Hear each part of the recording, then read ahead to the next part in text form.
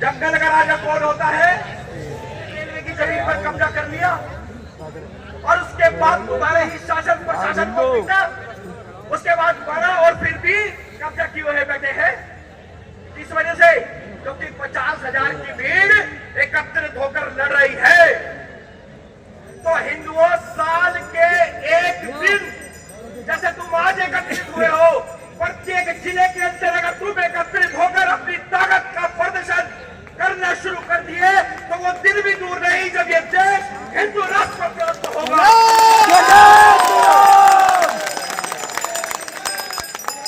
क्या साल के एक दिन आप एकत्रित नहीं हो सकते?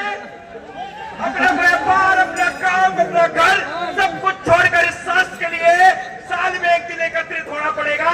और अगली बार इस रुद्रपुर की भूमि पर मैं चाहता हूं कम से कम वो 50,000 योद्धा अगले साल एकत्रित होंगे।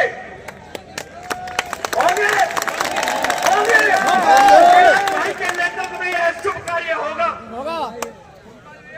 औरंगजेब काल के अंदर एक तरफ गुरु गोविंद सिंह जी अपने पुत्रों के साथ संघर्ष कर रहे थे, एक तरफ छत्रपति शिवाजी महाराज संघर्ष कर रहे थे, एक तरफ राजा छत्रसाल संघर्ष कर रहे थे। ऐसा नहीं है कि एक ही व्यक्ति ने पूरा भारत संभाल लिया। यहाँ संघर्ष तुम करो, मुजफ्फरनगर हम करेंगे, महाराष्ट्र में कोई और करेगा, दिल्ली में दक्ष चौधरी करेगा और उसके बाद हम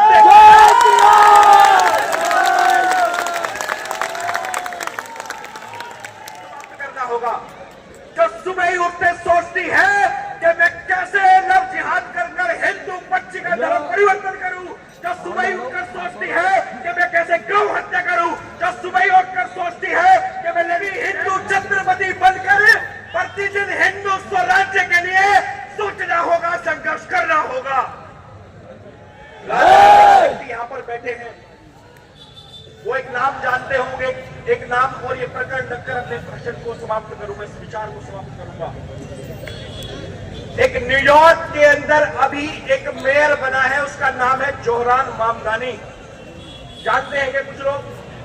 जानते हैं क्या जोहरान मामदानी की निकाह लेता है? घुसपैठियों में लेता है। कौन से घुसपैठी? जो इलीगल रूप से देश के अंदर घुस गए हैं और वो उनका नेता बनकर न्यूयॉर्क का मेयर बनता है। अरे वो मेयर बनने के बाद उन लोगों का संरक्षण करता है। हिंदुओं, चाहे उत्तर प्रदेश हो, चाहे उत्तराखंड हो, चाहे महाराष्ट्र हो, चाहे कोई भूमि हो, कोई क्षेत्र ऐसा नहीं बच रहा जहां पर ये रोहिंग्या जो घुसपैठिए नहीं घुस रहे। चाहे हल्द्वानी हो, चाहे तुम्हारा नैनीताल हो, सारी भौगोलिक परिस्थिति बदलती जा रही है। तो मेरा निवेदन है उनका नेता बने, उससे पहले उन्हें यहां से निकालकर भगाना भी तुम्हारा ही कर्तव्य है और अपने नेताओं को ऊपर तक पहुंचाना भी तुम्हारा कर्तव्य है। क्योंकि ये राजनीति अपने इन हिंदू नेताओं के हाथ में रहनी चाहिए।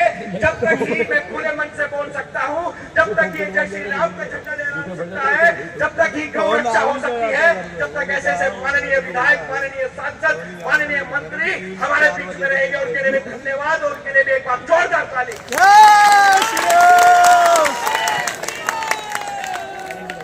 फरवरी के अंदर हिंदू स्वराज्य अधिवेशन होगा जिला मुजफ्फरनगर के अंदर 8 तारीख।